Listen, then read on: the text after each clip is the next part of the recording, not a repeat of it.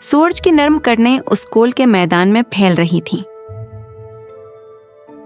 سن rise public school میں نیا تعلیمی سال شروع ہوا تھا۔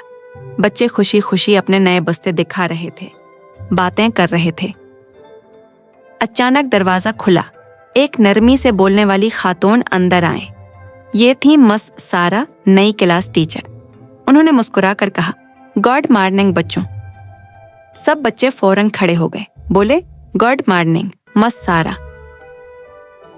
مس سارا کی نظر ایک کونے میں بیٹھی ہوئی کرسی پر گئی، جہاں ایک دبلا سا خاموش لڑکا بیٹھا تھا۔ سر جھکا ہوا، ہاتھوں میں پینسل پکڑے، نظریں نیچی۔ بیٹا، تمہارا نام کیا ہے؟ مس سارا نے نرمی سے پوچھا۔ وہ آہستہ سے بولا، عامر۔ مس سارا نے پیار سے کہا، خوش آمدید عامر، میں چاہتی ہوں کہ تم بھی سب کی طرح خوش رہو۔ چند دن گزر گئے۔ مس سارا نے محسوس کیا کہ عامر کسی سے بات نہیں کرتا۔ ٹیفن کے وقت وہ اکیلا بینچ پر بیٹھ کر خاموشی سے روٹی کھاتا۔ ایک دن جب سب بچے تصویریں بنا رہے تھے، مس سارا آہستہ سے اس کے پاس آئیں۔ عامر، بیٹا ذرا اپنی ڈرائنگ دکھاؤ۔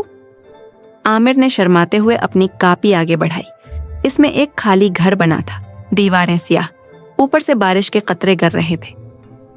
مس سارا نے تصویر کو غور سے دیکھا۔ یہ خوبصورت تصویر ہے، مگر گھر خالی کیوں ہے بیٹا؟ عامر بولا، کیونکہ اس میں کوئی نہیں رہتا، وہ خالی ہے، جیسے میرا دل۔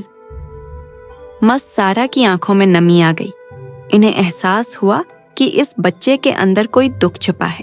اگلی صبح مس سارا پرنسپل کے آفس گئیں۔ سر، میں ایک طالب علم کے بارے میں جاننا چاہتی ہوں، عامر کے بارے میں۔ پرنسپل نے گہرا سانس لیا۔ بیچارہ عامر، اس کے والد کا انتقال ہو گیا تھا۔ ماں لوگوں کے گھروں میں صفائی کرتی ہے۔ وہ بہت خاموش مگر ذہین بچہ ہے۔ مس سارا نے دل ہی دل میں سوچا، میں اسے اکیلا محسوس نہیں ہونے دوں گی، میں اسے اعتماد دوں گی۔ اگلے دن مس سارا نے کلاس میں اعلان کیا، بچوں، اگلے ہفتے ہم ایک ٹیلنٹ ڈے منائیں گے۔ ہر بچہ اپنی کوئی خوبی دکھائے گا، گانا، نظم، کہانی یا تصویر۔ سب بچے خوشی سے شور مچانے لگے، مگر عامر خاموش رہا۔ مس سارا اس کے قریب آئیں، بولیں، عامر، تمہاری تصویریں تو بہت خوبصورت ہیں، کیا تم وہ سب دکھاؤ گے؟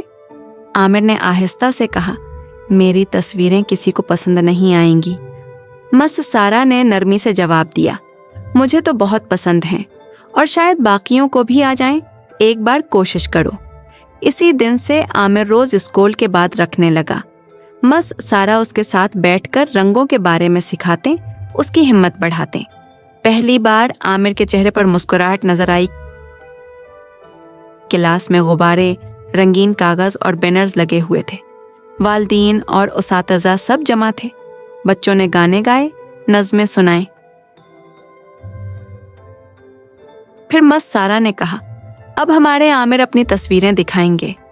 عامر کانپتے ہاتھوں سے بورڈ کے سامنے آیا۔ اس کی تصویریں اب رنگوں سے بھری تھیں، نیلا آسمان، سبز درخت، روشن چہرے۔ اس نے آہستہ سے کہا، پہلے میں سب کچھ سیاہ بناتا تھا کیونکہ مجھے لگتا تھا کہ میری زندگی میں رنگ نہیں، لیکن مس سارا نے سکھایا کہ رنگ خود ہمیں بنانے ہوتے ہیں۔ چند لمحے خاموشی چھائی رہی، پھر سب نے زوردار تالیاں بجائیں۔ مس سارا کی آنکھوں میں آنسو آ گئے، مگر وہ مسکرا رہی تھی۔ انہوں نے دل ہی دل میں کہا، یہ بچہ جیت گیا۔ مہینے گزرتے گئے۔ عامر اب بولتا تھا، ہنستا تھا، دوست بناتا تھا۔ کلاس میں سب اسے پسند کرتے۔ ایک دن اس نے مس سارا کو ایک تصویر دی۔ تصویر میں وہ خود تھیں، ہاتھ میں کتاب، پیچھے سورج طلوع ہو رہا تھا۔ عامر نے مسکرا کر کہا، یہ آپ ہیں مس سارا، آپ نے میری زندگی میں روشنی لائی ہے۔ مس سارا کی آنکھیں نم ہو گئیں۔ انہوں نے کہا، اور تم عامر، وہ روشنی ہو جو دوسروں کے دلوں میں جلے گی۔ وقت اڑ گیا۔ مس سارا ریٹائر ہو چکی تھیں، ایک دوسرے شہر میں رہتی تھیں۔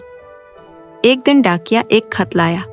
انہوں نے لفافہ کھولا، خوبصورت ہینڈ رائٹنگ میں لکھا تھا، محترمہ سارا، آپ شاید مجھے بھول گئی ہوں گی، لیکن میں آپ کو کبھی نہیں بھول سکتا۔ میں عامر ہوں، وہی بچہ جو آخری بینچ پر بیٹھا کرتا تھا۔ آج میں یونیورسٹی میں آرٹ ٹیچر بننے کی تعلیم حاصل کر رہا ہوں۔ آپ نے مجھے خود پر یقین کرنا سکھایا۔ شکریہ کہ آپ نے میرا دل رنگوں سے بھر دیا. آپ کا شاگرد عامر. مس سارا کے ہاتھ کانپ گئے. آنکھوں سے آنسو بہنے لگے. انہوں نے دھیرے سے کہا، ایک استاد کی اصل کمائی تنخواہ نہیں، شاگرد کا کامیاب ہونا ہے.